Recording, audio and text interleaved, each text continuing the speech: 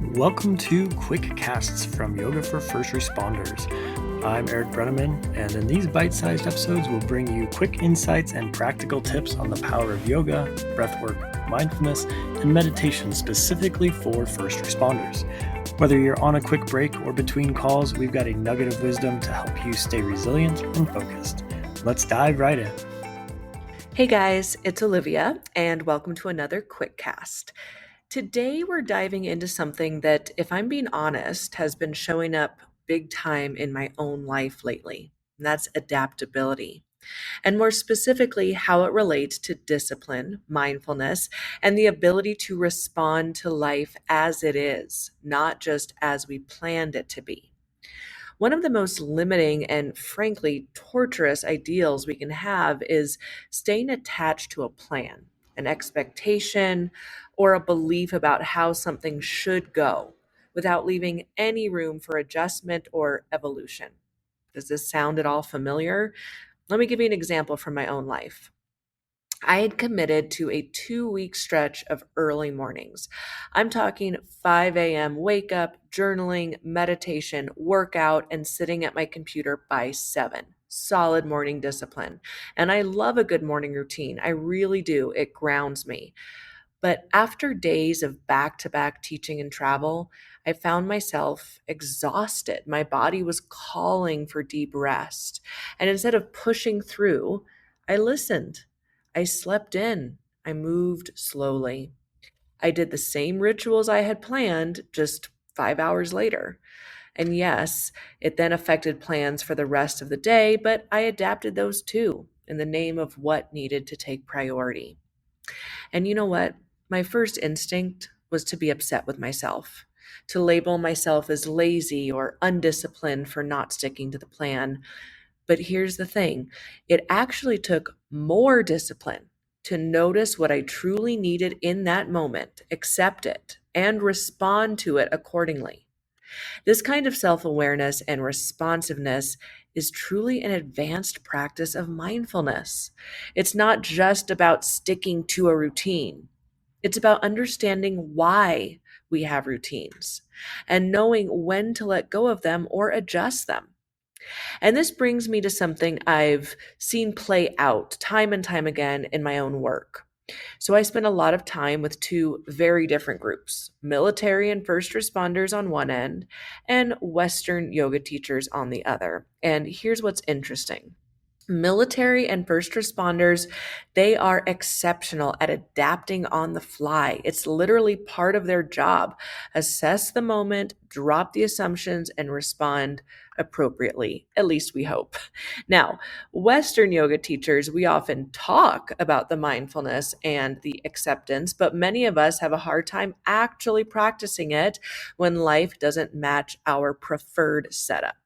I've literally seen meltdowns over missing lavender scented towels in yoga studios than I've seen in tactical environments. And I've been guilty of it too. But let's just call it out. We all have our comfort zones. But here's the kicker.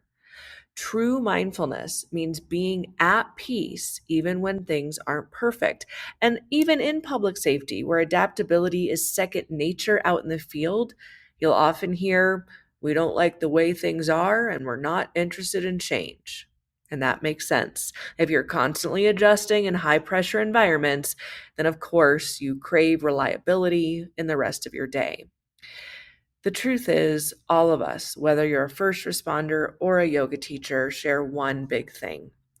It feels safer to stick with what we know, even if it's not working, than to step into the unknown. Fear doesn't always show up as panic or trembling or being scared, but more often it looks like being defensive, feeling frustrated, or placing blame. So the next time you feel one of those emotions bubbling up, ask yourself, is this a sign that I'm resisting a change I didn't plan for? That's your moment to train.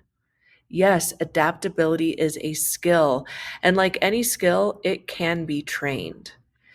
The most effective training tool I know for building adaptability is mindfulness. Now, mindfulness gets thrown around a lot these days, so let's clarify.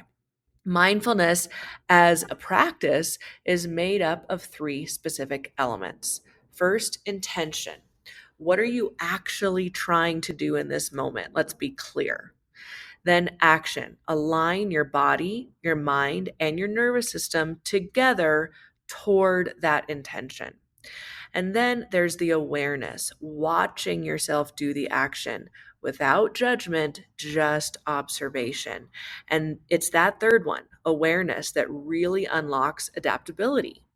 Because when you're observing yourself in real time, you can then make the course corrections needed without wasting energy on blame, guilt, or resisting whatever changes are occurring.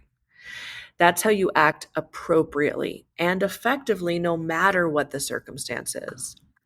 Wouldn't we want that skill for every first responder out there? Wouldn't it be nice if we could give that to ourselves too? So, how can you start training for this as soon as possible? Well, you don't need a meditation cushion or incense to practice mindfulness. You can do it while washing dishes, driving your car, or even walking your dog. As long as your thoughts are aligned with your body and breath, and you're aware of what you are doing in the moment, you are practicing mindfulness. And with consistency, those unexpected moments in life start to feel a little bit more like opportunities to practice what you've been training for and less like failures. So here's your challenge for the week. First, say yes, thank you to whatever change of plans life throws at you, especially the annoying ones. And you can say it out loud if you can, because this phrase alone shifts your energy from resistance to curiosity. And then listen to one of our guided mindfulness practices every single day for a week. We've got free ones on our on-demand course, and I've linked them in the show notes. So try it, observe, see what shifts. Because remember, change isn't the enemy, rigidity is. Adaptability is not weakness, it's wisdom in motion. So until next time, stay mindful, stay flexible, and just stay human. Hey, before we go, I want to remind you that training your mental and physical health is incredibly important, especially for those working in high-stress jobs like first responders. And if you're interested in learning more about yoga for first responders, visit yogaforfirstresponders.org for our on-demand training app, online course platform, in-person training, and more. Like this podcast, subscribe, and give us a great review. We are so happy to have you part of the YFFR mission.